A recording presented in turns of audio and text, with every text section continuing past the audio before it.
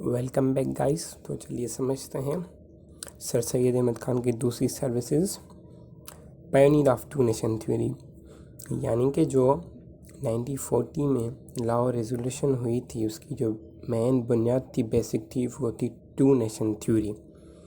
To nation theory क्या थी? यानी कि जो सब कॉन्टिनेंट में दो अलग अलग कौमें आबाद हैं, एक हिंदूज और दूसरी मुस्लिम, जो कभी भी एक दूसरे में मर्ज नहीं हो सकती, जो पहले सर सैयद अहमद खान ने कहा था। It was the first occasion when Sir Syed Ahmad felt that it was not possible for Hindus and Muslims to progress as a single nation.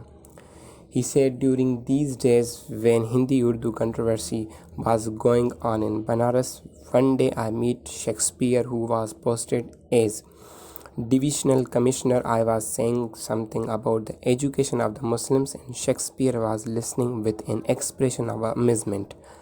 When at length he said, "This is the first occasion when I have heard you speak about the progress of the Muslims alone. Before you were always keen about the welfare of your countrymen in general." I said, "Now I am convinced that both communities will not join wholeheartedly." यानी कि जो sir Syed Ahmad Khan थे, उन्होंने पहली मर्तबा ये बात की थी कि जो हिंदू थे और मुस्लिम हैं कभी भी एक कंट्री में तरक्की नहीं कर सकते। उसकी भी खास वजह थी। इससे पहले 1867 से पहले जो सर सैयद अहमद खान थे वो हिंदूज़ और मुसलमानों को बहुत ज़्यादा अजीज़ रखते थे, उनको पसंद करते थे और यही कहते थे कि दोनों कौमों का भला इसमें है कि वो मिलजुल कर रहे हैं। लेकिन जब 1867 में हिंदी उर्दू कंट्रोवर्सी हुई, एक ऐसी मूवमेंट चली बनारस में जिसमें उर्दू को एज नेशनल लैंग्वेज ख़त्म करने के लिए बोला गया और हिंदी को ऑफिशियल लैंग्वेज करने के लिए बोला गया। तो इससे सर सैयद अहमद खान ने यह अंदाज़ा लगाया कि हिंदू कभी भी मुसलमानों के साथ सिंसियर नहीं हो सकते। तो शेक्सपियर थे जो डीसी थे, डिविजनल कमिश्नर थे, उनको इन्होंने बोला कि मैं अब कन्विंस हो चुका हूँ, मुझे मुसलमानों के एजुकेशन के बारे में बात करनी है, ये कभी भी एक दूसरे के साथ नहीं रह सकते। तो जो शेक्सपियर थे वो चौंक उठे और उन्होंने बोला कि मैं ये पहली मर्तबा आपसे सुन रहा हूँ कि आप सिर्फ और सिर्फ मुस्लिम्स की बात कर रहे हैं, पहले तो आप दोनों की बात कर रहे होते थे। लेकिन उन्होंने यही बोला कि अब मैं कन्विंस हो चुका हूँ कि दोनों कम्युनिटीज़ कभी भी एक साथ नहीं रह सकती।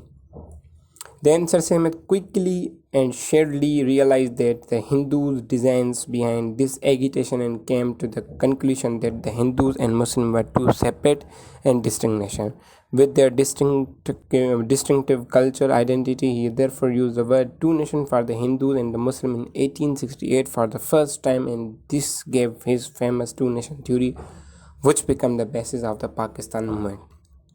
सो उन्होंने जल्द ही ये समझ लिया कि जो हिंदू हैं जो भी काम कर रहे हैं उसमें सिर्फ़ और सिर्फ मुसलमानों की मुखालफत की गई है, मुसलमानों के ख़िलाफ़ उनके जो जज्बात हैं वो अच्छे नहीं हैं, उनकी जो सोच है मुसलमानों के लिए अच्छी नहीं है।